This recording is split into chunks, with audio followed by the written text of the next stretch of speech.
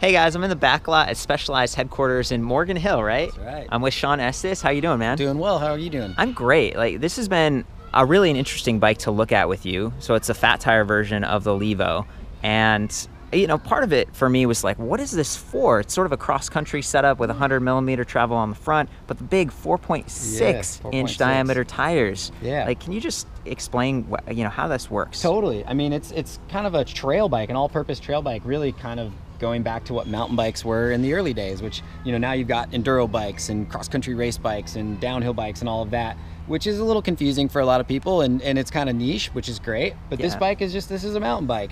And a lot of times people, I think, enjoy the fat bikes, but maybe they're heavy and a little slow, so it can be a little cumbersome.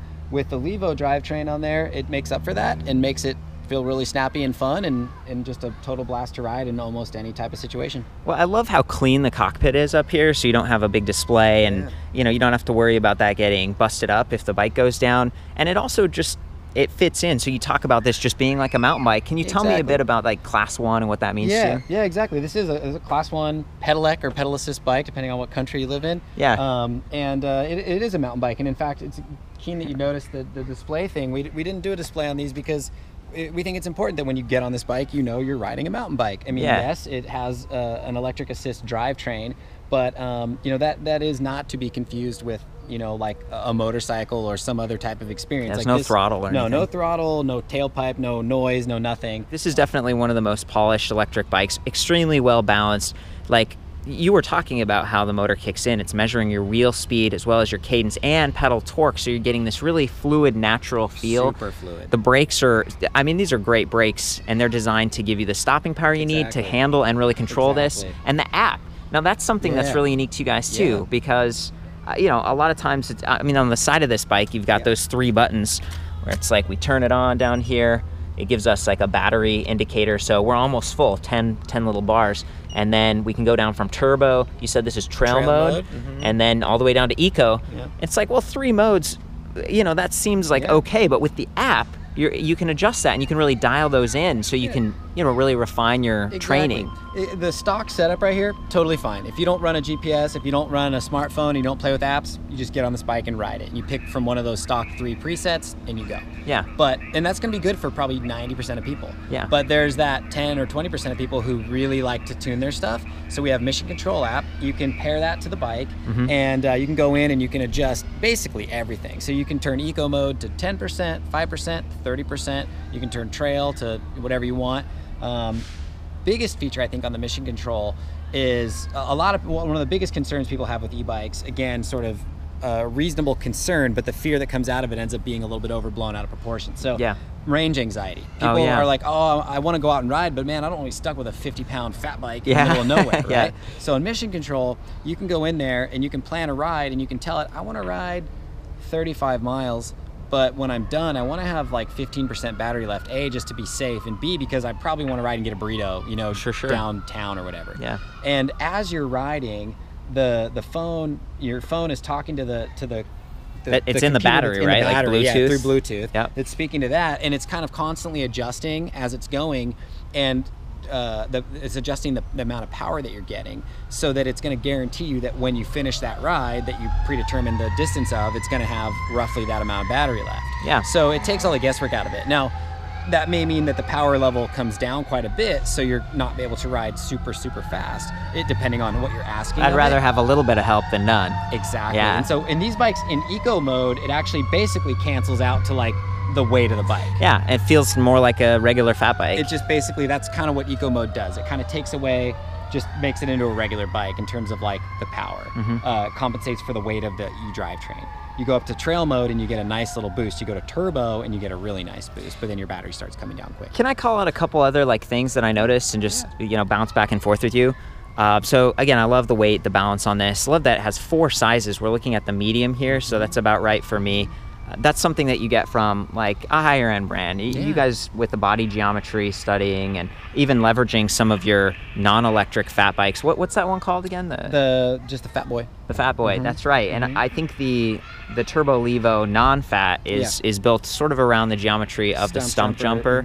So again, like hardtail. It's just a trail geometry, a little bit more relaxed angles than you'd find on like an XC race bike, which just makes it the perfect kind of all-rounder, like we talked about. Can we talk about, so we were looking at this chain ring down here, and you said this was custom Praxis, like stainless steel? Yeah, these cranks are made by Praxis, and the chain ring on the pedal assist bikes is a stainless ring, so that you get a lot more, you know, mileage out of it. And narrow wide, so hopefully in addition to this chain guide, little mini upper guide, which only weighs a couple of grams because you it won't drop directly it to the motor housing. Yeah, it just keeps it on there. You really don't have to worry about losing your chain, and then the simple 1x drivetrain in the back just makes life really easy. Can you talk about the SRAM GX at all? Yeah, it's an awesome group. You know, SRAM's done a fantastic job trickling down all this 1x stuff to the more like entry level. So you know, with GX you get you know, pretty much almost all the benefits out of like the, you know, say like the XX1 or whatever, just it's a little bit heavier.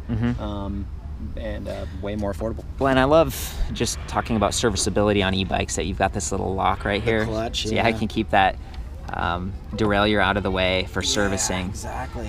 The clutch itself is probably one of the greatest innovations in mountain bike drivetrains in ages, because, you know, bikes are quiet now. You used to come down the trail and you just sounded like a, you know, like a busted swing set or something. And at least we still got this huge rubber slap guard right here. Tape there for slapping for in case it does. But you really, with the top guide and the narrow wide and the clutch, like, you're really not gonna slap into that very often. It's gonna pretty much take up all the slack. And with the more traditionally sized chain ring, I mean, I'm thinking there are competitors in this space. Like, you're using the Brose motor that's like custom tuned for Specialized. There's also Bosch that has the smaller sprockets, and I've heard about in the UK, people are riding through mud and stuff. Think about snow, and then you get chain suck. Where that can come up because there's just a bigger wall. You'll notice there's more space right here, which I really appreciate. The ring helps with chain suck too. You know, in the old days when mountain bikes had triples on them and you had like a 20 or a 22 tooth, a lot of times we ran stainless because with fewer teeth, you're compacting the wear to less area, right? So a larger chain ring is going to distribute wear better, and then being stainless, it's a smoother material. Like aluminum's a little more porous, and the chain will want to stick to that. And so not only is it going to wear better, but the chain will come off and on of the teeth easier that way. Well, talking about materials, can you give me any feedback? Is this like M5 aluminum, or what are you guys using? A1 or M5? You stumped me on that one. It's probably A1. Because, you know, on a bike like this, again with the assist, a couple of grams in the frame is not a huge deal because the motor's going to compensate for that. Sort of like back to strength and price. Do you know the MSRP on this bike? That's a great question. That's okay. I was looking on my phone earlier. I can cut that. You make too many bikes. I know there's quite the lineup. I also wanted to get some feedback about like the dropper and this fork. Can we continue this way? Okay. So, you know, over on this side of the bike, I'm looking, what is this, 200 up front. So really, really large disc brake rotor, and then 180 in the rear. Yeah, exactly. So these are the SRAM guide. We've got finger adjustable reach, 2 finger levers. So the adjustable reach, is that just for people with bigger, smaller hands, or is that when you're wearing gloves or not? It's a preference thing. Like I run my levers really far inboard to 1 finger and kind of high and kind of far out. Some people like, you know, it's just whatever the ergos, you know, whatever feels ergonomic to you is what you want to do. So not having to take a little tiny Allen wrench out when you might not even have one. Right. Well, hey, does this, you've got the like cup holder thing going on? The SWAT EMT tool right here. I love that. Which is really cool. It's got most of what you need. It's EMT because it's an emergency tool. So I think the coolest thing on here is this emergency 8mm. So you take a regular 8mm, shave both sides off of it, and this will help you out. Like if your pedal comes loose, you can retighten it up. Wow. Now if you've got a seized on pedal, you know, this is probably not going to get it off. But it comes in a pinch. I've saved me more than a few times. This doesn't have everything on it, but it has most of what you need for most repairs. And best of all, you can access it super quickly, even on the bike while you're going. And that is not stock, right? That is stock on this bike. Does it come with the Z cage and everything? It does. Okay. I think we're putting that on pretty much all of our like trail bikes over a certain price point. Well, you've got some other little upgrades, like the missing link that goes in here. Yeah. We've got a top cap chain tool. That one's optional and standard on some bikes, optional on others. But yeah, you open this up and it's got a quick link in it and a chain breaker inside of the top cap. Pretty slick. And then the dropper, love these. I've definitely, on like every bike that I have now, I always want to have a dropper. Gotta have it. This is a command post, IRCC, which is internally routed, and IR is internally routed. CC is cruiser control, which means it's sort of perforated on the inside, and you've got like infinite little adjustments that you can micro adjust. That's sweet. In the middle of the range there. And then what's nice about the 1x is that frees up this side of the lever here, so or this side of the bar, so we created this lever that mimics the shape of the rear shifter and replaces the front shifter and actuates the dropper post. And I find I end up using this thing as much as I shift, because it's just, you want to use it as the terrain undulates. Yeah, I love that, man. And we were talking about suspension before, but so this is an air fork RockShox Bluto. We've got compression clicker with lockout, and then what do we got down here? Is this rebound? Like rebound? Yep. Okay. It's a simple but very effective fork, very lightweight. Relatively short travel. You don't need a ton of travel on these fat bikes. The tires have so much suspension in them. Yeah. But the tires, you can't really control the rebound damping, you know, so like they're kind of bouncy. So with the fork, you can get a lot more of a controlled suspension out of it. You just adjust the air pressure to the rider weight based on the chart on the back, and then you kind of tune the compression and rebound to feel. Of course, if you're riding on pavement for a long ways, you just want to fully lock it out. But most of the time, I just run it either open or almost all the way open. And then the pressure range on these tires too, that's something to take into consideration depending on where you're riding. So it's like 5 to 20, and 5, it just no sand. It's perfect, and you're not sinking. You can actually navigate through that. Yeah, like where you're gonna go ride today, I think I set them up at more like 13 or so, because it's kind of like it's more loose over hard, more summer conditions. I also like the punched out rims. So we were talking about how that maybe gives a lighter weight rim, and it also provides a bit of flex. So is that like for comfort? Because it's in the e-bike world, some of these companies are putting on like 12 gauge spokes, and it's like that's going to be really stiff. I mean, I think with this, it's like you got such a wide rim, you want to remove material where you can without compromising the strength. I think an added benefit to that is you probably get a little more compliance out of the rim, because it's able to flex a little bit more. And then I believe as well, if you take a pretty direct type of an impact, there's a little bit of ability for the air within the tire to sort of flex through the rim strip. There's little triangles, a little bit more cushion. It just overall is a little bit more of a cushiony ride, as if these bikes weren't already cushiony enough. Right. Man, it's been a pleasure just, again, getting the inside perspective and philosophical, like e-bike stuff. Do you have anything else to say about this bike before, we part ways and I spend a little more time? I would just say, go out and ride your bike and have a good time. Yeah. And I think that's the best thing you can do. I feel like that's the answer. Yeah. Thank you, Sean. I really appreciate your time, man. Yeah. And I might ride around on this pump track. I don't want to kill myself. You got like a half pipe and everything. Man, I feel like you can get a. Where's your helmet, man? You got to show us what's up. Totally damn. Yeah, this is sweet. Thanks, man. Yeah, of course. Thank you. Okay, guys. I've been studying all the specs on this bike, and I wanted to be real precise on weight and everything for you. So the bike is 52.3 pounds. This is the size medium. The battery, 6.5 pounds. It's 36 volts, and it says 12.5 amp hours, but then it says 460 watt hours. So that would equate closer to 12.7 amp hours. Regardless, this is slightly above average. 36 volt system. It runs the Brose motor really well, and this offers up to 90 newton meters of torque, so that's a lot. By comparison, the Bosch CX mid-drive motor, which is their mountain like high torque version, puts out up to 75 newton meters, so you're getting a lot of power.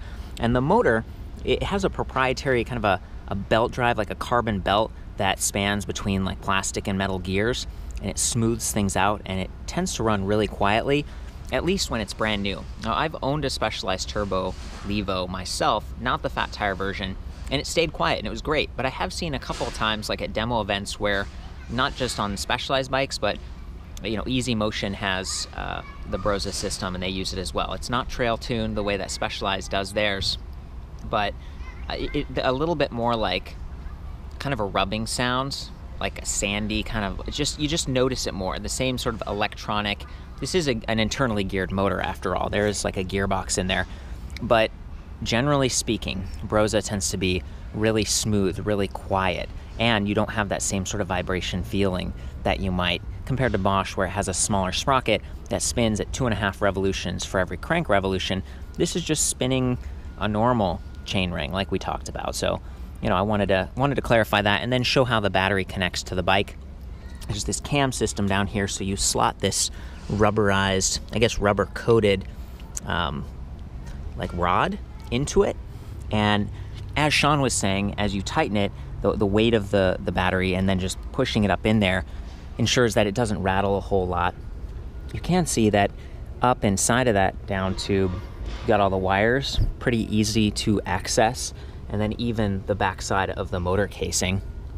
This is where it plugs in. So that's the motor. This is the power cable going from the battery. It's magnetic, and there just so happens to be a little staple connected to it. So this can pick up junk over time, not just there, but also at the end of the charger itself. I like this charger. It only weighs a couple pounds.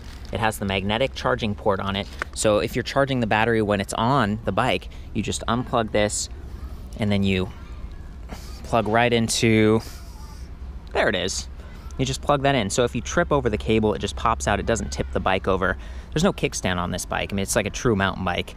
I don't even think it has provisions for adding a kickstand. So you've got to lean it up carefully, and you don't want to have the bike tipped over and getting, you know, mangled and scraped up. So I like that, but keep in mind, you know, it could pick up some dust, some dirt. This is a 4-amp charger, whereas most electric bikes have 2-amp chargers. This is going to be faster, relatively lightweight, compact, high quality stuff. I mean, you're definitely paying for a premium setup, and they really give it to you. There's a plastic shield at the bottom, so little rocks that chip up aren't gonna scrape this thing up. The whole thing is plastic, fairly durable. Go ahead and slot it right in there. A little tricky to do with one hand. So with the bigger tire and with just a little bit of wiggling, I got it in there. It's slotted at the bottom. Kind of press in at the top. I'm gonna put that axle through. There you go. Just put that through and start to finger tighten it. 6mm. This is 15mm width, but 6mm tool right there, hex wrench. And then, yeah, one of the question marks that I've had about these Levo models is that it doesn't have like a keyed locking battery pack, and that's kind of expensive, somewhat vulnerable part. Someone could just come along and unscrew that and then take your battery. But I was shown that, you know, if you use a U-lock here and maybe of course a cable lock to keep the wheels and then your saddle, it's going to be difficult to get that out. So yeah, I guess I would just say be thoughtful. Make sure, first of all, that that's tightened, but be thoughtful about how you lock this so that people can't just slide your lock up and then pull the battery out. And that's where I'm thinking like a cable lock to the rear wheel could make some sense. And then also up here at the cockpit, it's nice that it's really clean, but if you're using the Mission Control app, that's Bluetooth, maybe GPS, and standard phone features, there's no USB port or anywhere to like benefit from that battery. You can't tap into it the same way that you can with just some of the more like electrified bicycles, the ones that do have the displays, that even some of the more cheaper ones, they just have a few more options for powering your accessories. This one does not.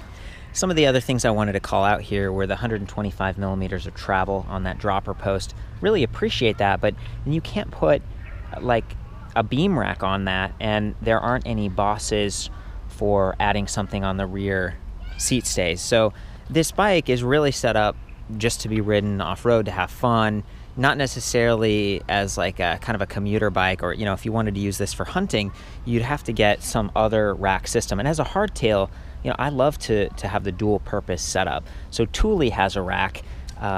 It's fairly expensive, but it might work. I don't know if it works on such a wide, you know, stay position though. So those are things that sort of cross my mind. It's like I like to outfit my bikes and, you know, put in lights. I was mentioning the USB thing. You can't really tap into that. It's wonderful how well set up this is, how well it controls. It's just the look of it is beautiful, but the utility, you know, that rear end piece is something that I would think about. Also, it does not come with pedals. They just slap these on. I really love the Specialized pedal. It's got the adjustable height pins. You know, overall, good traction stuff. Some people might do clipless and stuff.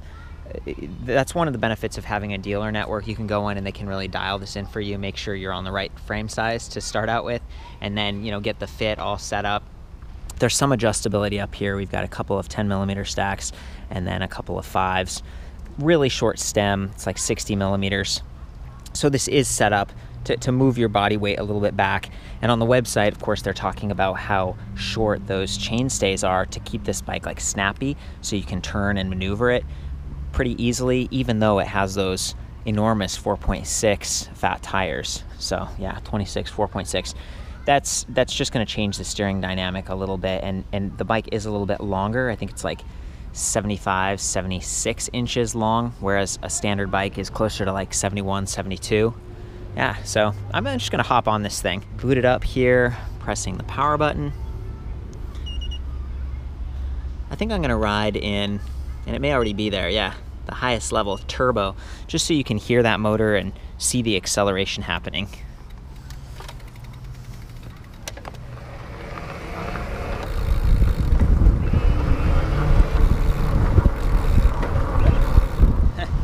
Tricked it there at the end. You can see that it ramps up to speed very quickly, but quietly. And then there's a little bit of a delay as it sort of listens and it sees that you're not putting as much torque in, and then it cuts out. I'll try to max out the speed this time.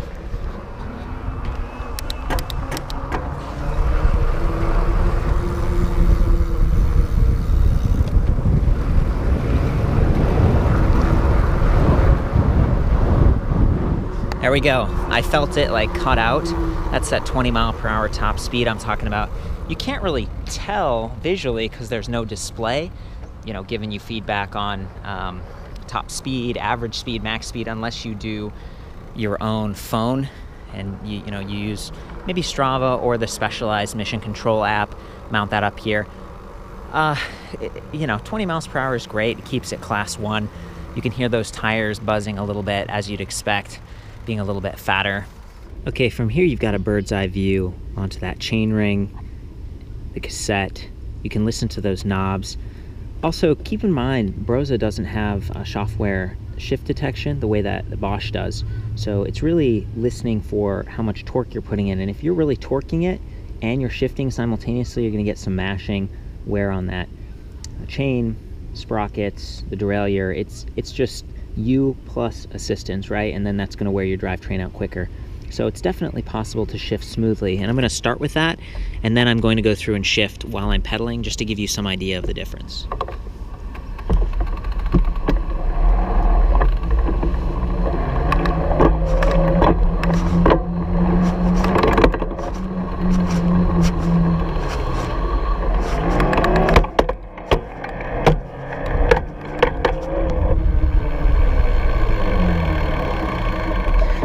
You can hear the difference, and that could happen unintentionally if you're climbing a steep hill and you forget to shift and you're just having fun. And I guess I wanted to illustrate that because it's something I talk about a lot. I don't want to wreck the drivetrain. It's still sturdy. It's going to be fine here and everything, but it's just something to think about. It's one of the trade-offs with this drive system. It's quiet, really high torque, but maybe it's not as sophisticated in terms of shift sensing.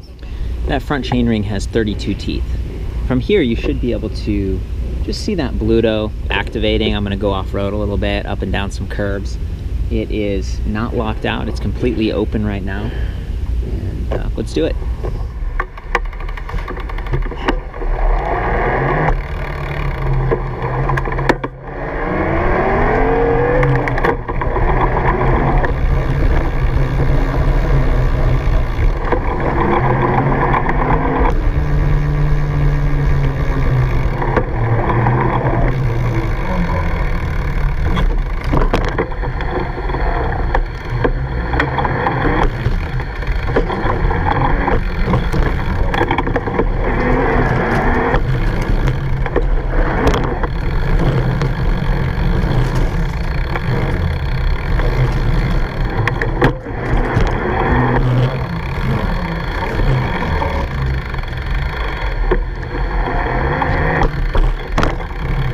Comfy.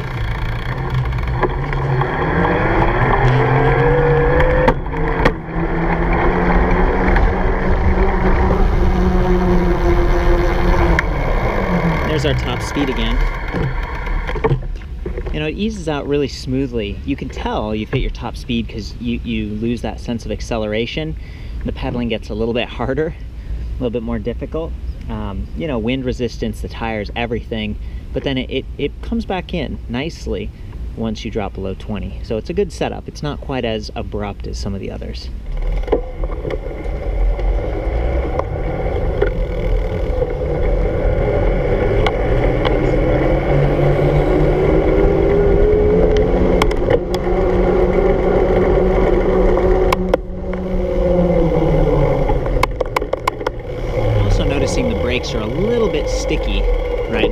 levers, they're not coming all the way out.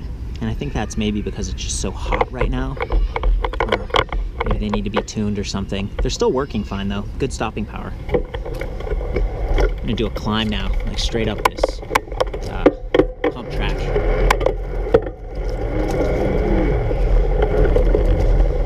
No problem.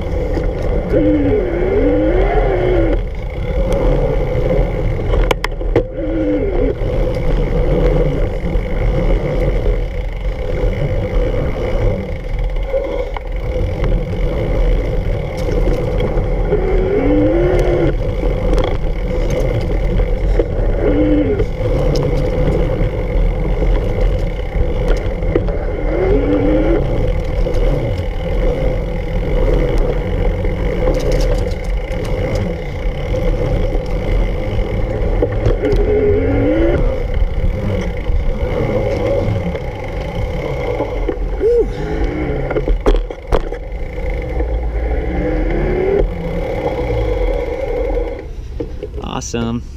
You know, the pump track was fun, but I just wasn't getting the efficiency, especially on a paved pump track, because these knobby tires, like there's weight.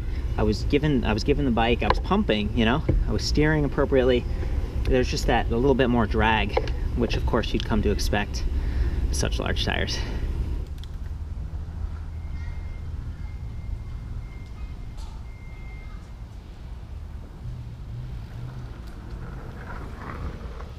You know, Brose is definitely one of my favorite motor designs out there just because of how quiet and smooth it is. And I love how everything looks here, but this is such a proprietary battery pack. That's one of the trade-offs between this and like Bosch. Bosch just has the Power Pack 400 or the 500 now, and it takes up the spot where this bottle cage is. So again, aesthetically and from a utility perspective, this is wonderful. But replacement battery packs are like $800, and I hope Specialized sticks with this because their original line of turbo bikes, they've sort of sunsetted them, and they have proprietary batteries. And I read some, you know, forum comments where people were saying, hey, my bike's great, but my display, my controller thing, it had this little rubber knob, it failed, and now I can't get a replacement. And that's such a bummer after you spent like $5,000 on a bike like this. They do have a good warranty, they do have a great dealer network. I just, you know, I really hope they stick with this. It's the same battery that they use on the turbo Levo not fat models. Also, while we're up here, I love this little rubber bumper so that the crown of the fork doesn't bang into your down tube. And they were able to make that a little bit straighter, and that's back to making the bike snappier and just handle better. Yeah, and internal cable routing. Definitely a purpose-built bike. You do pay for it, and hopefully they, you know, they really stick with this design for a while. Brose is on a lot of different bikes out there, so I feel like the motor is going to be around. And a lot of times if you do have a motor problem, they just completely swap. You see the bolts on the side, they just swap the motor out and put like a brand new one in. The rest of the bike is going to be relatively easy to service. I mean, there's no quick release or anything, but it's just standard bicycle setup. Got a 11 to 40 tooth cassette in the back, 10 speeds, that SRAM GX that we were talking about before. It's interesting because the website said 200 millimeter rotors front and rear, but this one definitely has 200 up front, 180 in the rear. You know, a lot of your stopping power does come from the front. If you're not locked out, you might dive a little bit as you brake, but there's a lot of adjustability. The Bluto shock, this is actually really nice. Like in terms of electric bikes that are fat tire, that have like any suspension, this is definitely the way to go. And this is probably one of the lightest bikes that I've seen and tried out there. So overall, I'm really impressed. I've been looking for this bike for a while. I didn't see it at any dealers. I had to come to the Specialized headquarters to check it out. I've had fun riding it around and really getting that in-depth perspective with a rep from the company, a marketing rep. So, you know, thank you for that, Sean. I appreciate it. For the full write-up on this, including standover height, some of the other measurements, and just feedback, you can connect with people. I'll see you at ElectricBikeReview.com. Have fun out there. Ride safe. This random guy I met in the lobby at Specialized. Woo! Woo! Oh, yeah. So where are you from, man? Colorado. Me too. Born and raised. Nice. Right on. So you're with some sort of a school program, right? I am. School. We are part of their Riding with a Focus group, and so my middle school will have 50 Specialized bikes that will be coming their way along with a great program here. That is so cool. And this is your first time on an e-bike, right? First time ever. What did you think? I think it was a pretty cool feeling. Yeah, just kind of that acceleration. I would totally take this out. Wintertime too would be really interesting with the fat bike component. Absolutely. In the snow in Colorado? Oh, absolutely. Yeah, they're amazing. And you know, again, this bike, it kind of looks like a regular bike. Like you first see it and then a minute later when you get on it, it just totally takes you away. Yeah, it does. And so just, yeah, I would love to be able to like kind of see it out on a trail too, kind of see how it handles. Yep. I'd be really curious, you know, the technical aspects of making certain turns or different things like that on a bike with this kind of weight. Yeah. Is it made for trail or is it more on the road? Yeah, this one's definitely trail. So it's a sort of a cross-country setup. There's a hardtail, meaning no suspension in the rear. You're not going to be doing a lot of downhilling, like over big obstacles, but going on varied terrain. So maybe it's hard packed, a little bit of concrete, and then you go through some sand, maybe near a river, or it's snowy out and you can use this to go hunting, go backcountry or something. Right. That's what this specific model is designed for. They also have a regular turbo Levo that has narrower tires, probably more like what you're used to. Still pretty heavy, but a lot of that weight is low in center, and so it's designed to be, you know, still sort of handle like a bicycle. And so is this a 1x? It's a 1x10. 10. Okay. Yeah, SRAM GX drivetrain. Cool, I'm gonna try one more time. You know, he can't stop himself. This is great. I just hope he comes back. That's all I think he's going to keep on going to Colorado. Do you have any shout outs for like programs that you guys work with, or, you know? Our main thing is with Specialized. I've been with Specialized now for 3 years as far as relationship with our school and the foundation. And without that, we wouldn't be where we are in our school and with our community, with the way the students respond to cycling, and also the way we're able to reach out in the community with partnerships, even as simple as bike repair for the sheriff's toy project at Christmas. They bring the bikes over and we repair them for them. How do other schools learn about this, or, you know, what's the... Specialized puts out a grant application typically in the fall, and then you have to meet some very stringent criteria. That criteria is you have to have an administrator on board, you have to have a school champion, and you have to have a place for the bikes. You guys must be from awesome schools. I agree. And school champion, so we just did 2 in 1. 2 in 1, yeah. Well, so we're from Wheat Ridge. Our school is Everett Middle School. Okay.